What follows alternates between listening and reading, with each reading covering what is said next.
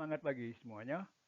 Terima kasih telah bergabung dengan channel IBMW, Media Belajar Bareng Finance, Research, dan Hospitality. Kita membahas manajemen keuangan MKU dengan topik Dividend Yield bagian 2 pada sesi 59. Bila menurut Anda sesi ini bermanfaat, silakan tekan tombol subscribe, like, dan share sebagai dukungan dan pemotivasi untuk pengembangan channel ini. Terima kasih dan selamat mengikuti. Sesi ini merupakan lanjutan dari sesi 58 yaitu dividen yield 1. Selamat mengikuti. Kita membahas mengenai faktor yang mempengaruhi dividen yield, yaitu 1. Harga saham. Yield berbanding terbalik dengan harga saham. Kalau harga saham naik 20%, yield otomatis turun, dalam kurung meski dividen sama. 2. Kebijakan dividen perusahaan, yaitu ada perusahaan yang punya target payout ratio tetap, dalam kurung misalnya 50% dari laba, ada yang fleksibel. 3. Payout ratio, yaitu dividen per saham dibagi laba per saham, dalam kurung EPS, earning per share, yaitu bila lebih kecil daripada 50%, konservatif, peluang untuk naik dividen. Antara 50% sampai 75% normal untuk perusahaan yang sudah matang. Lebih besar daripada 80 sampai dengan 100%, berisiko tidak sustainable dalam jangka panjang. 4. Kondisi ekonomi dan suku bunga. Saat suku bunga naik, investor cenderung pindah ke obligasi, garis miring deposito, saham dividen tinggi jadi kurang menarik. Selanjutnya, harga saham turun dan yield naik.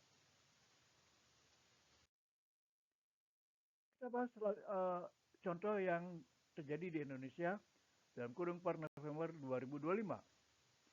Saham BBCA, dividen tahunan 300, harga saham 10.000, yield 3%, keterangannya adalah blue chip stabil.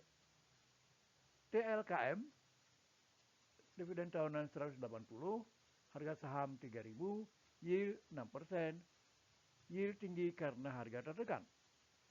Adro 600, harga saham 4.000, yield 15% dengan penjelasan sangat tinggi tapi fluktuatif karena batubara. Saham UNTR, dividen tahunan 2.000, harga sahamnya 28.000, yield 7% dengan penjelasan yield bagus plus pertumbuhan. Kita lanjut membahas kelemahan dividen yield sebagai satu-satunya indikator, yaitu tidak mencerminkan capital gain dalam kurung kenaikan harga saham. Yield tinggi bisa menjebak jika dividen dipotong tahun depan. Tidak memperhitungkan pajak dividen, dalam kurung di Indonesia 10% final untuk individu. Tidak melihat total return, dalam kurung dividen plus kenaikan harga. Kita bahas selanjutnya strategi investor berdasarkan dividen yield. 1. High yield strategi. Cari yield lebih besar daripada 6 sampai dengan 7% dengan payout rasio lebih kecil daripada 70%. 2. Dividend growth investing, yaitu pilih perusahaan yang rutin menaikkan dividen tiap tahun, dalam kurung contohnya Unilever Indonesia, Indofood. 3. Dividen aristokrat Indonesia, yaitu saham yang lebih besar pada 10 tahun berturut-turut menaikkan dividen, dalam kurung masih sangat sedikit di Bursa Efek Indonesia atau BEI. Simpulannya adalah dividen yield adalah alat yang sangat berguna terutama bagi investor pasif yang ingin pendapatan rutin. Namun jangan pernah membeli saham hanya karena yieldnya tinggi. Selalu cross check dengan payout ratio, pertumbuhan laba, kesehatan neraca, riwayat pembayaran dividen, dan prospek industri. Demikian akhir dari sesi ini.